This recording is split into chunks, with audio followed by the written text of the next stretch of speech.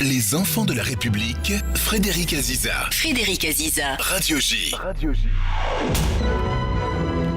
Bonjour et bienvenue dans Les Enfants de la République dont vous êtes l'invité Gilles William Goldnadel. Bonjour. Bonjour Frédéric Aziza. Alors je rappelle pour ceux qui ne le savent pas encore que vous êtes avocat franco-israélien, essayiste et aussi intervenant régulier sur CNews. Vous avez souvent été à l'origine de controverses et de polémiques autour de ce que vous avez pu dire sur la notion d'identité, sur l'évolution de la société française, sur l'immigration, sur l'antisémitisme. Je sais, très simplement, je vous coupe tout de suite. Ouais. Je ne sais pas à quelle controverse vous faites allusion. Bon, on va en parler, Non, n'ayez mais pas c'est peur. marrant parce que Ou sur Israël. Mais même. D'accord. Et votre activité, eh bien, c'est la publication de ce livre, Journal d'un prisonnier, c'est paru aux éditions Fayard, une fiction dans laquelle vous imaginez votre double, Guylain Gronadel, prisonnier d'un camp de rééducation woke. Alors, est-ce que vous parlez de notre société ? Est-ce que vous vous sentez vous-même prisonnier ? De quoi, de qui ? Et pourquoi avoir choisi la fiction pour parler de vous, mais aussi de nous ? Pourquoi ? Bon, d'abord, ma fiction en question, pardon de vous le dire, mais elle n'est pas très loufoque. Hein. Au moment où nous parlons, monsieur Aziza, c'est la transinsoumise qui prend le pouvoir en France par la force. Les Français se battent très mollement, ils s'installent et il y a un accord, ils créent une république autonome, démocratique et islamique dans le 93. C'est ce que vous écrivez dans le livre. D'accord, mais ce que je veux dire, ouais. Au moment où nous parlons et après les événements que nous avons vécus il y a quelques jours, que la transinsoumise prenne le pouvoir. On précise pour en nos France. auditeurs, pour vous dénommez la France insoumise, Non, ça la c'est transinsoumise. ça c'est vous qui le dites. Je parle de la transinsoumise. Comprenne qui pourra. Il faut reconnaître que c'est très compliqué à comprendre. Ouais, bon. Mais que la transinsoumise prenne le pouvoir, très sincèrement, le sort de Guylain Gronadel, tel que je l'explique dans le fameux camp du bien, qui est un camp de rééducation woke, où on fait le procès de Maître Gronadel en sionisme, en racisme, en masculinisme, etc. Là, ce qu'on vous a souvent dit. Hein. Eh ben, il est très enviable par rapport au sort de Goldnadel, ses amis et de ses congénères, si la France insoumise, à Dieu et à la République ne plaise, prenait la République demain matin. Alors, on avance. Et parce que c'est d'abord le principe de l'émission, c'est quoi ? On va parler d'abord de vous, de votre parcours. Ouais. Vous avez baigné, je me semble, dans un creuset familial de gauche, et même pour une partie de votre famille, communiste. Ouais, C'est bien ça ? À quel moment et pourquoi vous avez rompu avec cette tradition familiale de gauche ? D'abord, à vous dire le vrai, je n'ai jamais été sensible à la phraséologie de mes grands-parents. J'avais beau aller à la fête de l'UMA, ça me plaisait bien, il y avait une bonne ambiance. Il y avait d'ailleurs pas mal de juifs là-bas, des juifs Donc ashkénazes. en Normandie, on est... Normandie, oui, mais même à Paris, ils Ouais, m'ont amené ouais. à Paris aussi, ça me plaisait bien, mais je n'ai jamais adhéré à ça. Et d'une certaine, même en 68, à Gournay-en-Bresse, Seine-Maritime, ils étaient tous pour mai 68, sauf William Goldnadel. Donc j'ai toujours été, si vous voulez, réticent. Maintenant, le tournant total, c'est évidemment la guerre des 6 jours en 67, où une partie de ma famille communiste quitte le communisme et se fâche avec l'autre partie de la famille qui reste communiste. Et aujourd'hui ? Aujourd'hui, ils sont morts. Oui, mais d'accord, mais il y a des enfants, des petits-enfants, ainsi de suite. Il n'y a plus personne de communiste. Plus personne de C'est communiste, fini. ils sont Il y a dessus. même, je dois à la vérité de vous le dire avec ménagement, il n'y a plus personne de gauche. Plus personne de gauche. Et pour vous, c'est une fierté ? Je ne suis pas tout à fait honteux d'avoir eu raison avant eux. Et avant eux, permettez-moi de vous le dire, en dépit de ma modestie pathologique, d'avoir eu raison même avant beaucoup de juifs en France. On va parler de votre modestie. Voilà. Alors, puisque vous êtes modeste, vous définissez comme un juif de combat. C'est quoi un juif de combat ? Et puis d'ailleurs, c'est peut-être lié au reste, à la suite. Le métier d'avocat, comment vous le concevez ? Est-ce que c'est aussi, vous êtes aussi un avocat de combat ? Oui. Oui. Ouais. Je suis dans le combat, y compris dans les prétoires. Pas seulement, évidemment, dans les procès politiques ou d'antisémitisme ou d'antisionisme. En général, Je suis combatif et je crois que le combat est payant pour le client. Avocat d'ailleurs, c'est un hasard ou une vocation chez vous? Qu'est-ce que vous voulez? Ou alors dans une famille juive, on disait médecin ou avocat. Ma mère avait décrété que je serais avocat plutôt que trousseautier, ce que je souhaitais que mon père souhaitait que je sois trousseautier. Ouais. Ma mère a hurlé dans la voiture quand ils en ont parlé. J'étais disque jockey en Angleterre à l'époque où la conversation a eu lieu. Donc, mais de toute façon, je vois pas ce que j'aurais pu faire d'autre. En tout cas, vous êtes avocat. Vous avez effectué votre premier voyage en Israël en 1971. Vous aviez déjà 40 ans. Arrêtez, non mais là 17 ça devient ans, 17 ans. Oui. Donc vous avez connu le kibbutz Degania. Oui. Et c'est vrai qu'ensuite ça a été la désillusion pour vous, Israël. Ah oui. Pourquoi? Non, c'est parce que c'est le kibbutz Israël de gauche? Non, au contraire, Degania Aleph. Vous avez connu des avocats, je crois. J'étais dans l'avocat. C'est pour ça que vous êtes devenu avocat. Voilà, je pense qu'il y a une certaine un signifiant dans cette histoire-là. Non, au contraire, Degania Aleph, où se trouvait le premier kibbutz, le premier kibbutz, où se trouvait d'ailleurs Dayan, et où se trouve toujours ma chère cousine, dont les parents avaient été déportés à Auschwitz. Non, ça m'a bien plu, au contraire, Degania. Ce qui m'a pas plu, ce qui ne continue de vous à moi à me déplaire, c'est plutôt la société israélienne. Bon, on va en parler, sans doute à la fin de l'émission. Retour à votre livre, Gilles William Gonadel. Votre personnage écrit que ce livre n'a pas été rédigé, je cite, par un diariste insouciant, mais par un captif angoissé, et qu'il s'agit d'exorciser le présent. Traduction. Même si c'est assez clair. Oui, je raconte... Non, mais quand j'écris ce journal, Frédéric, je vous assure que je l'écris au jour le jour. Je ne sais pas de quoi va être fait le lendemain. Je sais très bien que je vais raconter à mon lecteur ce qu'est le wokisme dans ses aspects les plus dingues, les plus fous, les plus dégueulasses. Mais par contre, je ne sais pas ce qui va arriver à Grenadel le lendemain. Et je sais bien que ce qui lui arrive dans le camp du bien, c'est pas terrible, c'est assez réaliste, et que Grenadel lui-même, au sein du camp du bien, c'est pas un héros. Alors, camp du bien, vous amusez à modifier les noms dans votre livre.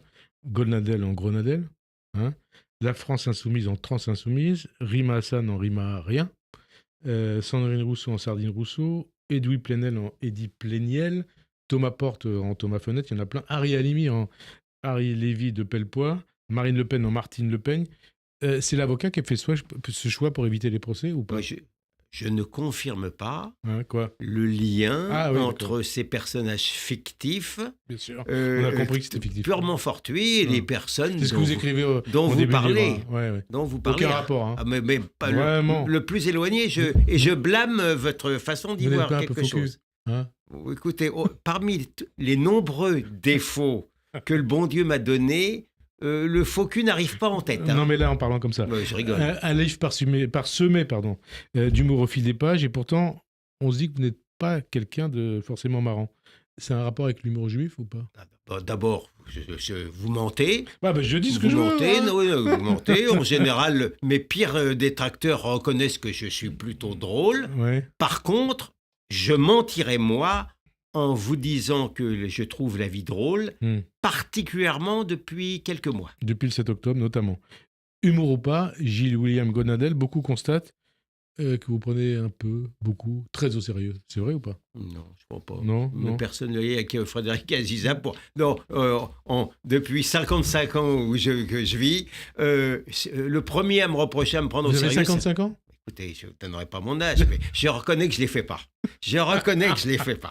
Mais Frédéric Aziza, ce qui montre quand même son originalité d'esprit, est la première personne au monde qui me reproche de me prendre au sérieux. Non, je vous pose la question. Non, mais personne, vous dites beaucoup, personne me le dit. D'accord, non, vous ne prenez pas du tout au sérieux. Pas du tout. Il y en a qui peuvent dire, William, il est prétentieux. Voilà. Ça, oui, on peut dire qu'il est prétentieux. Voilà. Il a une autre opinion de lui. C'est pas pareil. Ils se détestent pas. Voilà, ils se détestent pas. Pourquoi, justement... Qui a dit j'ai horreur des gens modestes, ils ont souvent d'excellentes raisons de l'être. Qui a dit ça? Je sais pas. Je vous aide. La personne que j'admire le plus au monde. David Ben Gurion? Gilles William Gonadel. Pourquoi vous parlez de détestation? Pourquoi cette détestation du wokisme, Gilles William Gonadel? Parce que c'est quelque chose... Ces gens... dont vous parlez beaucoup dans ce livre. Ben, ces gens nous détestent. Enfin, les gens, les wokistes détestent ce que je représente. C'est quoi, nous? Alors, j'allais vous le dire. Nous avons en commun, vous et moi, Frédéric, d'être, je crois, des hétérosexuels, mâles, blancs, juifs, et qui ne détestent pas Israël. Toute cette définition-là est détestée de manière maladive et folle par les wokistes. Je dis quelque part, je le dis depuis longtemps, le wokiste était en passe, au moins jusqu'à la victoire de Trump, de transformer le monde occidental en asile psychiatrique à ciel ouvert. C'est pas pour autant que je sois un aficionado total de Donald. Mais pour autant, la défaite du wokisme m'a fait passer l'élection de Donald. J'aurais préféré quelqu'un d'un peu mieux vous fait peur, Donald? Écoutez, je vous mentirai pas. Je trouve que Donald est le pire ennemi de Trump. Je trouve que j'ai détesté la séance d'humiliation publique de Zelensky à la Maison-Blanche. Et Trump est en train, je souhaite me tromper, de détruire le Trumpisme. Et l'extrême gauche est en train de se refaire une santé et de reprendre du poil de la bête inhumaine sur le dos des excès de Trump. On avance sur votre livre, parce que je crois que vous voulez qu'on parle de votre livre. Avant tout. Je suis là pour le vendre. Sandrine Rousseau, alias Sardine Rousseau, elle est dans le camp du bien, dans le camp du wokisme, dans quel camp? Parce que vous en parlez beaucoup dans le livre. Sandrine Rousseau. Alors, elle est d'abord et avant tout dans le camp de la sottise. Sandrine Rousseau. Sardine Rousseau est d'une très grande sottise qui s'allie assez naturellement à la méchanceté, et le tout est d'une dangerosité extrême. Donc oui, et elle se croit dans le camp du bien. Je crois qu'elle est l'une des incarnations les plus stupides du mal. Vous avez cette expression pour MeToo, parce que c'est lié un peu à Sandrine Rousseau, une nouvelle religion qui me rappelle la Sainte Inquisition. Oui, c'est-à-dire. C'est vrai. Écoutez, alors les conséquences. Vous avez aimé l'intervention de Dominique Bessner dans la commission beaucoup de l'Assemblée nationale? Beaucoup. Beaucoup. Il était quand même. Je voudrais pas diminuer ses mérites. Il était, je pense, facilité par le fait qu'il n'est pas considéré comme un mâle hétérosexuel dominant. Ça lui donne la possibilité de ne pas être soupçonné stupidement. Ça lui donne peut-être une liberté de ton. Mais peu importe mon analyse à deux balles. En attendant, j'ai beaucoup apprécié, oui. Alors, un livre qui l'associe transparaître un certain pessimisme. Vous l'avez dit en début de cette émission. C'est ce que vous appelez un juif réel? Oui, j'ai toujours été un juif du réel, oui. Un juif du réel, pardon? Oui. Non, mais juif du réel, c'est être pessimiste? Le réalisme, la réalité n'est pas franchement extraordinaire en ce moment. Vous dites aussi, je suis un pessimiste combatif. Non, mais quand je dis juif... Allez-y. Quand je dis juif du réel, et je pense qu'on en parlera plus tard, c'est que je m'oppose aux juifs traumatisés. Et vous avez opposé dans le livre le juif du réel au juif imaginaire. Oui. De BHL. Malgré, pas de BHL, de Finkielkraut, pardon. Malgré toute l'amitié que j'ai pour Alain, ce qui nous a séparés presque, d'ailleurs il le dit, lui, quand il écrit son juif imaginaire, il est dans le shtetl parisien, une sorte de cocon, et justement, il en est à avoir des rapports un peu troubles avec la Shoah et la détestation du juif qu'il ne connaît pas, qu'il n'a pas connu dans sa chair et qui est donc d'une certaine manière sublimé. Tandis que moi, petit juif à Gournay-en-Bresse, Seine-Maritime, j'étais le seul juif. J'ai connu tous les antisémites. Enfin, j'ai connu l'antisémitisme catholique de l'Église en majesté et j'ai connu l'antisémitisme ouvrier parce que moi, à la différence des autres, j'avais un pantalon alors que les autres avaient un short, y compris d'ailleurs les bourgeois. Donc moi, je sais ce que... Dès le départ, j'ai su dans ma chair ce qu'était l'antisémitisme. Alors, Donc je suis un juif du réel et pas un juif imaginaire. Un juif du réel, vous êtes encore peut-être plus un juif du réel depuis le 7 octobre. Sans doute. Qui est bien entendu présent dans votre livre.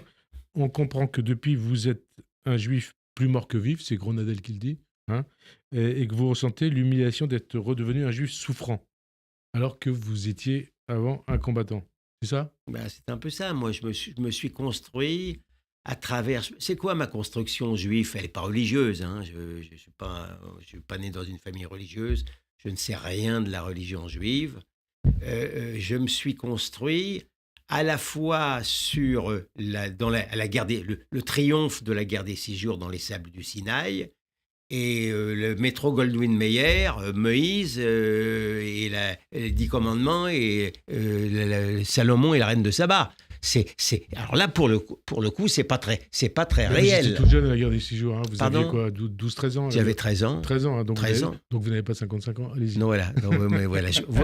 Je suis trahi par le mathématicien que vous êtes. Allons-y, oui, le génie en mathématiques. Bien sûr. Allez-y. Alors, non, donc, si vous voulez, cette construction-là, elle est effectivement autour de la fierté retrouvée, je l'explique assez bien, je crois, dans mon livre, la fierté retrouvée du juif, alors que mon père me disait, Dieu sait pourtant si c'était pas un juif honteux, il m'avait dit, ça m'avait choqué, à Gournay, il me dit, William, il faut que tu sois particulièrement gentil. Mais pourquoi, papa ? Parce que tu es juif. Ça m'avait choqué déjà, je ne vois pas pourquoi j'aurais eu à être plus gentil qu'un autre. Plus intelligent qu'un autre aussi ? Plus brillant qu'un autre ? On m'a pas expliqué que j'étais idiot. Non, mais ce que je veux dire, voilà. Non, d'accord. Mais très modeste, allez-y. Donc, je me suis construit, si vous voulez, là-dessus. Voilà. Après, je ne sais plus ce que je voulais dire. Je ne sais pas, c'est pas grave, il y aura d'autres questions. D'accord. Votre personnage, Gilles William Golnadel. Oui. Le personnage, Golnadel. C'est ça ? Gronadel ou Golnadel ? Les deux. Non, vous voulez parler de qui, là ? De Gronadel. Il parle de l'haine dans la rue française, mais vous le dites aussi tous les jours sur CNews, qui ne l'est plus vraiment. On va vous dire que c'est du racisme. Je ne sais plus vraiment quoi ? Vous parlez de la haine dans la rue française qui ne l'est plus vraiment, la rue française. On va vous dire que c'est du racisme. Écoutez, je m'en fous. Écoutez, vous savez, je suis tellement sûr de moi. Et dominateur ? Non, voilà. Je suis tellement sûr de moi. Frédéric, je suis incapable d'essentialiser les gens. Je n'ai aucune détestation vis-à-vis de quelqu'un sous prétexte qu'il serait différent de moi, noir, esquimau, musulman. Je suis incapable d'essentialiser. C'est vrai ça ? Mais c'est parce qu'on vous fait le reproche inverse. C'est totalement. Mais c'est là où c'est très curieux. Je n'ai jamais eu. Alors peut-être que je peux trouver. Oui, si vous allez sur Twitter, il est possible qu'on me traite de sale youpin raciste. Mais pardon de vous le dire, jamais une phrase de Golnadel, jamais un point-virgule ou un tréma lui ont été reprochés dans le cadre d'une polémique. Alors en tout cas, vous parlez du racisme anti-blanc. Beaucoup. Beaucoup, bien sûr. On va vous dire que vous reprenez à votre compte la rhétorique de l'extrême droite. L'extrême droite, oui. Oui. Et alors, vous assumez ? mais si vous saviez à quel point ça m'est égal, le racisme anti-blanc, il est partout, sauf dans l'antiracisme, mais il est notamment, ça peut vous intéresser accessoirement, c'est l'une des thématiques principales de mon livre et de ceux qui précèdent, à partir du nouveau brevet de la haine ou de ma réflexion sur la question blanche, j'affirme que la détestation de l'État juif d'aujourd'hui est moins basée sur l'antisémitisme classique, même si évidemment elle existe. Parce que d'ailleurs, puisque vous parlez de ça, après je vais oublier, vous dites Israël le juif des nations. Bien sûr. Voilà. Bien sûr. Israël est le juif des nations. Alors là, effectivement, c'est l'antisémitisme à la fois classique et nouveau, la focalisation obsessionnelle, pathologique sur l'être juif, no Jews, no news, tout ce que vous voulez. Mais je continue quand vous m'avez interrompu grossièrement, parce que ça vous gênait.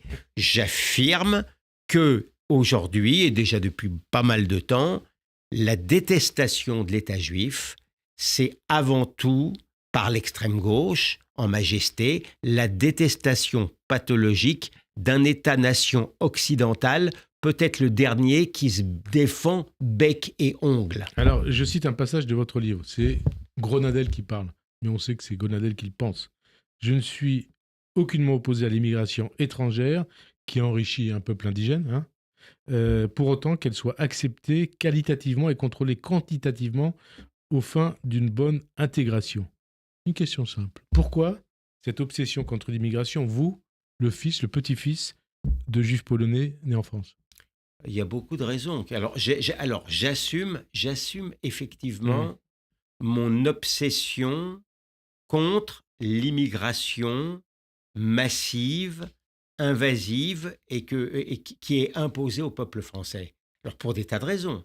Mais vous, le petit-fils de juifs polonais nés en France. Oui, mais moi, je suis né d'un père qui est arrivé tout à fait légalement sur le sol français, qui m'a élevé dans l'amour de la France, dans l'amour des Français, pas spécialement dans une complicité particulière avec les Juifs, pas spécialement, mais en même temps avec un judaïsme, on va dire, et un sionisme assumé.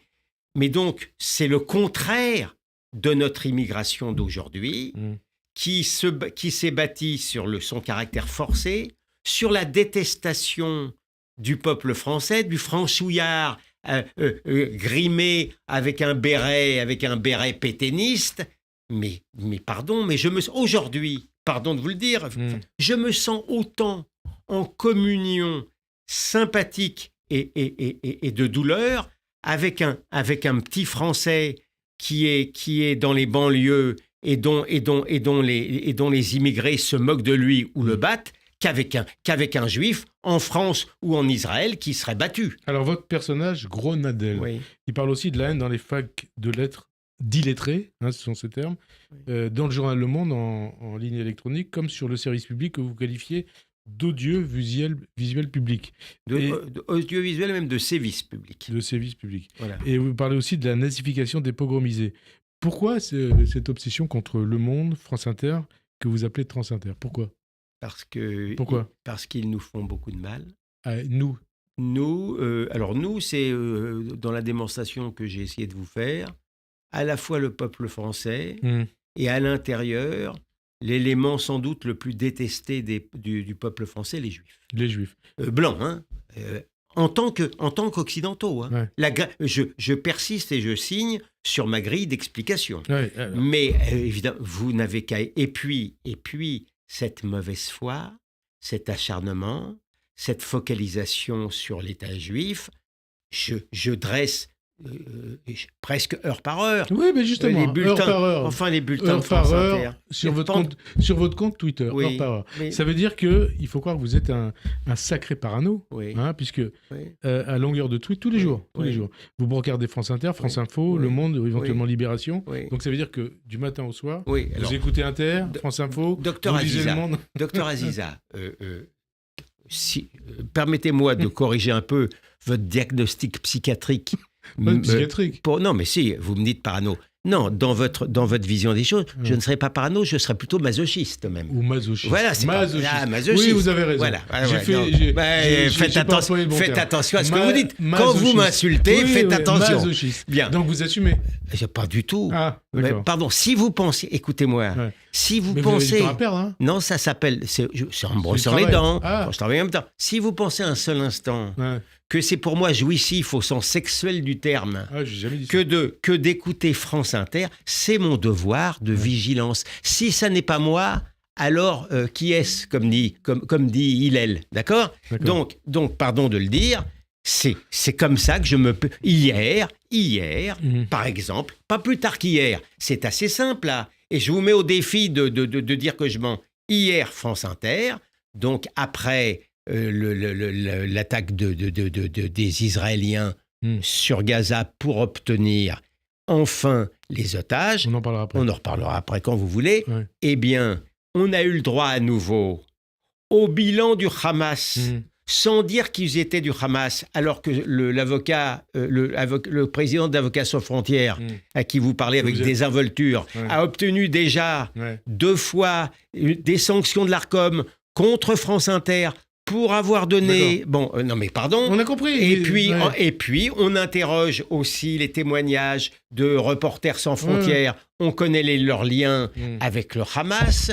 On fait parler des Palestiniens à Gaza qui disent du mal d'Israël et on fait parler des Israéliens en Israël qui disent du mal d'Israël. Pardon, si c'est pas Golnadel qui le dit, qui va le dire? Alors, parmi les scénarios que vous mettez en scène dans ce livre, vous parlez de l'union des juifs progressistes antisionistes.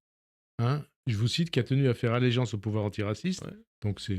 Ouais. Hein, son président, Arié Lévy de Pellepoix. Mais ça, ça c'est vos interprétations. Est chargé... je vous lis là. D'accord. Je vous lis là. Non, mais vous me regardez, parce que vous m'avez regardé. Est chargé de la question juive. Son premier acte, je lis le livre, a été publié une liste des sionistes les plus dangereux. Une allusion transparente à 2 personnages. Ari Halimi, l'avocat, votre confrère, et Darquier de Pellepoix. Ari Halimi, c'était un collabo? Pas de commentaire sur Ari Halimi, aucun commentaire. Je vous confirme que quand je parle de Pellepoix, il s'agit de Darquier de Pellepoix. Et quand vous parlez de Ari Lévy, c'est... No comment. C'est Ari Halimi. No comment. Hein, no comment. On va commenter autre chose. Votre double Grenadel poursuivi pour son soutien à Israël. On lit l'avocat d'Israël. Vous en souffrez des accusations? Là, je parle de vous. Des accusations contre vous sur votre soutien inaliénable à Israël, au Grand Israël, et d'être taxé de génocidaire? Alors, il y a plusieurs choses. Je ne souffre absolument pas, j'en tire même une certaine vanité d'être considéré comme l'avocat d'Israël. Ça, pas du tout. Du Grand Israël, j'ai dit aussi. Mais c'est faux. Enfin, non, mais je vous pose la question. Non, mais il se trouve que ces gens-là ne connaissent pas. D'accord. Golnadel, il n'en tire aucune vanité particulière. Génocidaire. Et a toujours été pour les tant que c'était possible, je sais pas. États, pour les 2 États. Vous l'écrivez. Génocidaire. C'est une infamie totale, pernicieuse, qui consiste à cracher à nouveau sur les morts de la Shoah. C'est Monsieur Mélenchon. Parlons de Monsieur Mélenchon. On va en parler. On va en parler. Mais donc, ce sont les mélenchonistes. Ouais. Mais je dirais quand même que Monsieur Mélenchon, avec une très belle cohérence intellectuelle, a accusé, a repris le thème du juif déicide à BFM en juillet 2020. Ouais. Il a dit que ce sont les corréligionnaires de Jésus qui l'ont mis en croix. Ouais. Et avec sa belle cohérence, il dit maintenant que les juifs, au même endroit où ils étaient, sont en train de commettre un nouveau génocide. On reconnaît que c'est cohérent. On va en parler. La cause palestinienne, elle peut être légitime ou pas? Bien sûr que oui. Hein? La clause... c'est intéressant que vous disiez ça. Mais bien sûr. Les Arabes de Palestine ont un excellent dossier. Je peux vous dire, honnêtement... Donc, cause légitime. Cause légitime. Mais, mais qu'ils ont gâché avec un génie malin invraisemblable. Pardon de vous le dire, moi qui respecte le droit des autochtones français en France, si j'avais été un Arabe de Palestine et que j'avais vu débarquer des Juifs de Pologne avec dans la main gauche la Bible comme titre de propriété et les pogroms, j'aurais été attentif. Je crois que c'est ce qu'a dit Barak, il me semble. Barak. Sauf que ces gens-là, plutôt par esprit de compromis, comme les Juifs ont montré un esprit de compromis avec Pérez et Rabin. Sauf qu'eux, ils ont préféré s'allier avec le Moufti de Jérusalem, allié d'Hitler, refuser tout bargain, même le meilleur bargain. Pourquoi ? Parce qu'il n'existe pas, au moment où je vous parle encore, au sein du monde politique arabe de Palestine, des gens qui sont pour un accord transactionnel, un accord territorial. Ouais. Ils ne sont pas intéressés par la création d'un énième État arabe en Palestine. Ils ne sont intéressés que par la destruction militaire ou politique, pour les moins méchants, de l'entité juive. 2 États, ça pourrait être viable pour vous. Mais j'en aurais rêvé, parce que je n'ai pas la religion des territoires. Alors, on avance, on reparlera d'Israël à la fin de l'émission. Votre personnage affirme, c'est vous aussi qui l'affirmez, l'islamo-gauchisme a vaincu sans combattre. Qu'est-ce que vous fait dire ça ? Est-ce que l'islamo-gauchisme, c'est l'un des maux de la société française ? C'est le mal principal. De la société française ? Oui. Pourquoi ? Oui, alors quand je dis qu'il a vaincu sans combattre, encore une fois, je suis dans mon optique de mon roman, où la France insoumise prend le pouvoir. Vous savez, Dieu sait si j'aime le peuple français, je ne le trouve pas très combatif. Hein. Donc, mon hypothèse, qui se veut loufoque, n'est pas tant fantasque que ça. Alors justement, hypothèse qui se veut loufoque, qui n'est pas si fantasque que ça, la France insoumise. Il y a eu hier samedi, et donc c'est l'actu là. Là, on sort un peu du livre. On est parti, on a refermé le livre. Mais on va revenir au livre. D'accord. On va revenir au livre. Mais vous savez, il y a des allers-retours. Une manifestation, cette manifestation de LFI contre l'extrême droite. LFI qui a lancé auparavant un appel à la mobilisation à travers cette affiche antisémite ciblant Hanouna à travers l'iconographie de Vichy et du régime nazi. Une manifestation antiraciste ou antisémite ?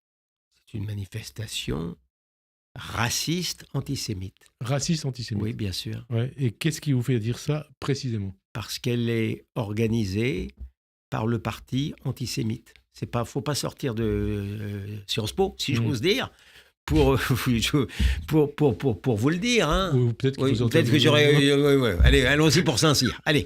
Mais ce que je veux dire plus sérieusement, c'est un parti antisémite, dirigé par un antisémite, je viens de vous dire pourquoi. Mais Mélenchon, on est d'accord. Mélenchon, mais avec de nombreux antisémites. Mais l'antisémitisme, en plus, je veux dire, ça n'est peut-être même pas le summum du mal. Quand vous êtes amis, quand vous défendez des assassins d'enfants juifs ou des violeurs de femmes juives et que vous les défendez, vous êtes des salauds antisémites ou pas ? Jean-Luc Mélenchon toujours. Hein. Oui. Qu'est-ce qu'il a fait ? Il a affirmé, il a osé affirmer. C'était mercredi devant un meeting dans une salle qui applaudit à tout rompre son discours, qui ne savait pas ce qu'étaient les affiches antisémites des années 30 et 40. Oui. En clair, il s'agissait pour lui de nier le caractère délibérément antisémite de cette affiche de France insoumise ciblant Cyril Hanouna, son ex-camarade, Raquel Garrido. Elle voit les choses autrement. Qu'est-ce qu'elle a dit ? C'était le week-end dernier sur LCI. La personne qui a publié ça est soit un connard, un culte, soit une ordure antisémite. Mélenchon, c'est un connard, un culte ou une ordure antisémite ? Celui qui a publié ça est un connard antisémite. D'accord ? Ça, c'est non seulement c'est pas incompatible, mais ça se marie assez bien l'un avec l'autre. Pardon, mais là, quand il dit je suis pas au courant des affiches des années 30, là il joue les Deloglu.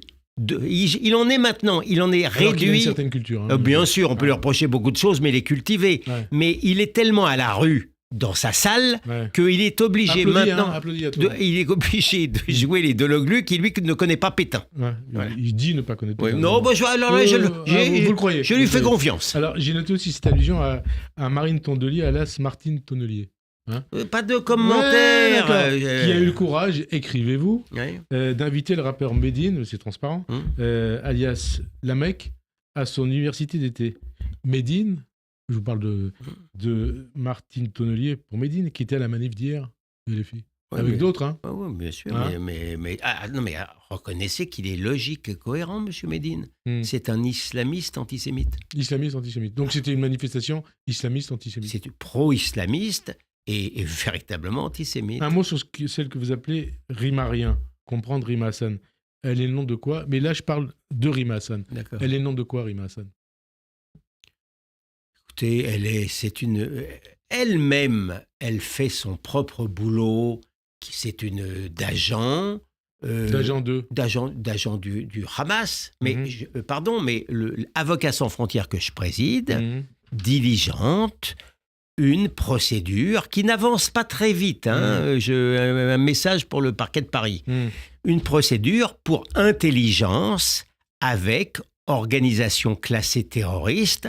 Madame Hassan a des relations avec les gens du Hamas, a le discours du Hamas, le considère comme comme faisant des actes de résistance. Monsieur Guiraud est parti à Tunis expliquer que c'était les Juifs qui brûlaient les bébés. Monsieur Porte est de la même... Il était 2 jours avant le pogrom de 7 octobre à la frontière de Gaza. À quelques kilomètres de Gaza, a rencontré des gens qui sont classés, tout est documenté dans ma plainte. qui sont classés terroristes par les Américains. Donc, pardon de vous le dire, elle fait son Rima Hassan, elle fait son boulot et elle est instrumentalisée sans déplaisir, comme la figure de proue avancée dans le camp islamiste et antisémite de la France insoumise. Qui est le pire ou la pire à France insoumise? Oh, écoutez, là c'est... Parce que vous parlez d'une certaine Ercilia Soulant. Ah oui, non mais écoutez, franchement là, ouais. vous parlez plein d'autres, Thomas Porte et compagnie. Vous me mettez à la torture. Je n'ai jamais vu de ma vie. Ouais. Alors, pardon, vous me vieillissez constamment, mais j'ai pas connu les années 30. Tous, hein. Oui, ça, on va pas vers le mieux. Hein. Ah. Si vous faites une confidence, on va pas vers le mieux. On est grands-pères tous les deux. Voilà. On vit tous. Hein. Donc, franchement, il y a un concours de je sais pas quoi. Je ne veux pas que Radio aussi ait des problèmes. Mais allez-y, on assume. Bon, un concours de cron. Il y a un concours de cron. De cron. Entre Ercilia Soudet, Thomas Porte, David Guiraud, Mélenchon, je ne le mets pas. Il est hors concours, c'est autre chose. C'est quand même un niveau au-dessus. Deloglu, Thomas Porte. Mais je veux dire, dans quel parti, sauf d'avant-guerre, on trouve des personnages aussi infects qui ne brillent ni par la culture ni par l'intelligence. Ils sont tous antisémites, ces personnages infects? Ah oui. Lesquels? Ah, j'ai aucun doute. Ceux que je viens de noter. Thomas Porte, tous persistent et signent. Sont tous persistent et signent. Hein? Je les attends devant le tribunal. Mais dites les noms si vous les attendez. Non, je viens de vous les citer. Non, mais j'ai pas entendu. Allez-y. J'accuse. Ouais. J'accuse d'antisémitisme. Ouais. Ercilia Soudet, ouais. Thomas Porte, ouais. David Guiraud, ouais. Monsieur Deloglu, ouais. et tous les membres du parti antisémite. C'est pas très compliqué. Hein. Tous les députés hein. Tous les membres du parti antisémite sont antisémites. Tous les membres du parti, y compris les militants? Écoutez, non, mais il y a des militants. Je ne les connais pas tous, les militants. Non, voilà, vous savez, il y a des militants. Enfin, je ne dirais pas ceux qui votent pour le parti antisémite, parce que quelquefois, quand on les interroge, quand ils votent pas, ils sont capables de voter pour l'arrêt de l'immigration. Donc, ils ne sont pas, tous cohérents. Hein. Alors, autre sujet, autre thème. Hein, ce n'est pas dans votre livre, ça, mais c'est l'actualité. Que vous inspire le traitement de Boualem Sansal par les autorités algériennes, donc réquisition de 10 ans de prison, hein, et le débat ici en France autour des relations entre l'Algérie et la France et l'Algérie. Ça m'inspire de la colère. L'avocat. On a refusé un avocat, François Zimré, à Boualem Sansal. Parce qu'il était juif, vous comprenez. Et là, l'Algérie, on précise les choses, un pays antisémite sans juifs. Il n'y a pas de doute, oui. Mais ça arrive. Hein. La Pologne, c'était... Voilà. Donc, de vous à moi. Et c'est l'avocat qui parle. Ouais. Ça m'inspire évidemment tristesse et colère. Boualem Sansal, pour lequel j'ai admiration et affection et affliction aujourd'hui, est un personnage très courageux, et même il a été téméraire en retournant dans son cher pays, qui est un beau pays. Moi, je suis l'avocat des Kabyles de France. Vous vous rendez compte que l'Algérie réclame à la France des militants kabyles sur la base de crimes imaginaires, et la France continue, si vous voulez, avec ce qui s'est passé, je pense que maintenant le parquet de Paris, l'avocat général devrait dire, écoutez, on ne répond plus aux requêtes stupides d'un pays sans justice. On avance, il reste 7 minutes. C'est plus qu'il n'en faut. Et beaucoup de questions, donc réponses courtes, questions courtes, on va essayer. Après Gaza, la défense de l'Algérie est devenue le nouveau combat de LFI. Là, je parle de la France insoumise. Mélenchon dénonçait même jeudi, dans un tweet, je cite, la dégradation organisée des relations franco-algériennes, ajoutant « L'intérêt de la France et de millions de ses citoyens ne peut être confisqué pour servir le congrès de LR. » Allusion à Retailleau est évoquée. « Nous voulons paix, respect et amitié réciproque. » Qu'est-ce que ça vous inspire?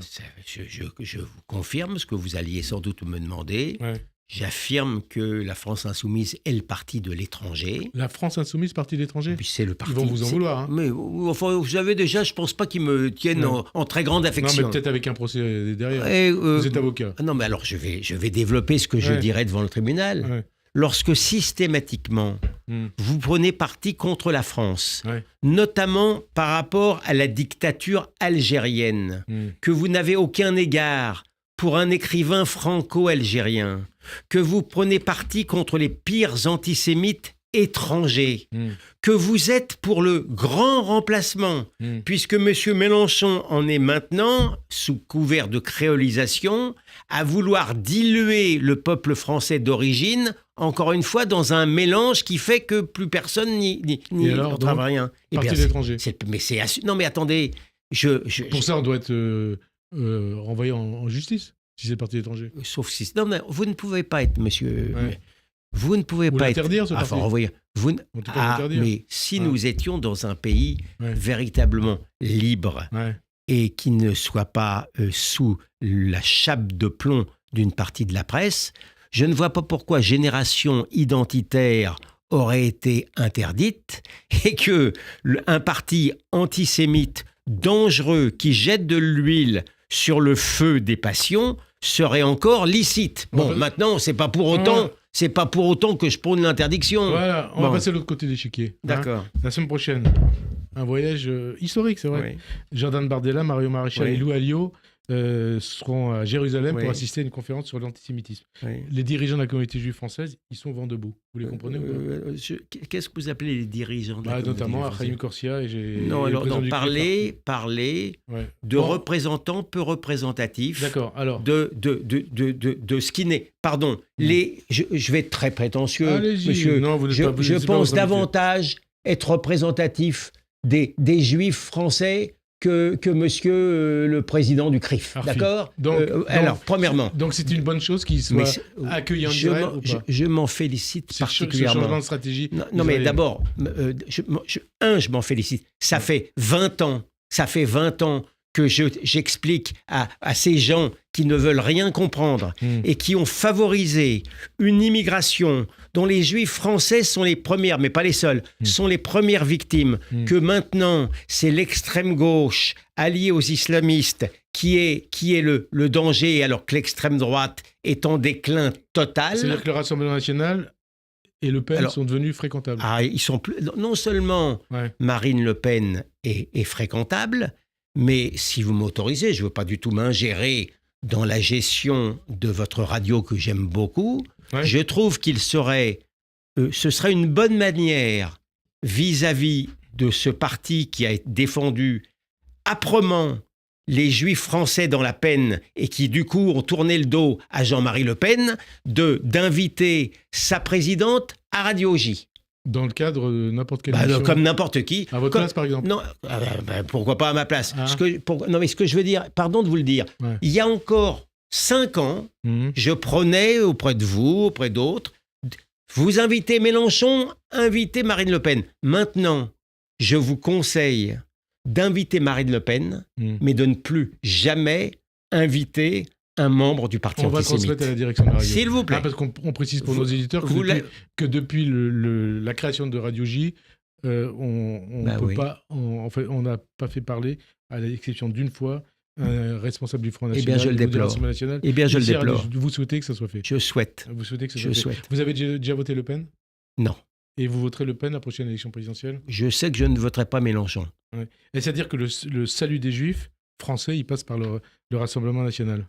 Non, écoutez, le salut des Juifs passe par la détestation du parti antisémite, et de vous à moi, je me sens aussi bien dans la fréquentation de M. Bellamy que de la fréquentation de M. Zemmour, que de la fréquentation de Marine Le Pen, que de la fréquentation... Je trouve que les républicains... Personne chez Renaissance... J'ai du mal depuis qu'ils se sont alliés au parti antisémite. On avance. Vous avez souvent été étiqueté comme étant un juif de droite et même d'extrême droite. Vous assumez ou pas ? Je ne sais pas. En tous les cas, ça ne m'empêche pas... Cet étiquetage-là ne m'empêche absolument pas de dormir. Israël. Oui. J'ai retenu de votre livre ces propos que vous citez de Golda Meir. C'était en septembre 1973. Je cite Golda Meir. Je pardonnerai peut-être un jour aux Arabes d'avoir tué mes enfants, disait-elle alors qu'elle était à la tête du gouvernement israélien, mais je ne leur pardonnerai jamais de m'avoir obligé à tuer les leurs. Oui. Golda Meir était une femme d'État, on est d'accord ? 6 mois après la guerre de Kippour, elle démissionnait, alors que la commission à Grenade qui avait été mise en place pour enquêter sur les événements qui avaient précédé la guerre et sur le manque de préparation du pays face à un conflit imminent avec ses voisins arabes ne l'avait pas mise en cause. Elle n'avait pas été mise en cause. Golda Meir, elle a démissionné. Tout le contraire de ce que fait Netanyahou, qui a au moins une part de responsabilité, tout le monde le dit, beaucoup le disent en Israël, dans la préparation de Tzal avant le 7 octobre, qui fait tout pour empêcher la création d'une commission d'enquête et qui fait tout aussi pour rester au pouvoir. Est-ce qu'on n'assiste pas au naufrage de la démocratie israélienne? Non, je ne pense pas, honnêtement. Non. Avec le limogeage du chef du Shin Bet, de la procureure générale de l'État, et qui veut faire aussi voter des lois limitant les pouvoirs de la Cour suprême. Non, mais écoutez-moi, j'essaie d'être juste. Ouais.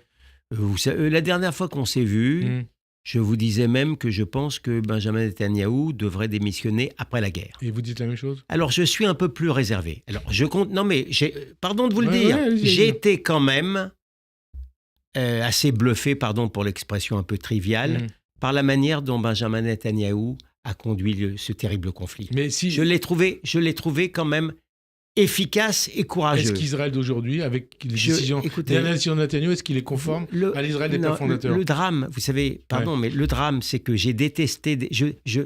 la société israélienne m'inquiète. Je déteste le système... le mode de recrutement des députés israéliens à la proportionnelle intégrale, qui est une fabrique de crétins et d'escrocs. Oui, parce que vous n'êtes pas vraiment religieux. Quand les religieux tiennent un peu le pays... que ça soit les religieux, que ça soit le petit parti des retraités, que ça soit l'extrême droite... que j'ai dit d'ailleurs, quand Netanyahou était à Paris, je lui ai dit que sa coalition avec l'extrême droite, elle n'était pas vendable.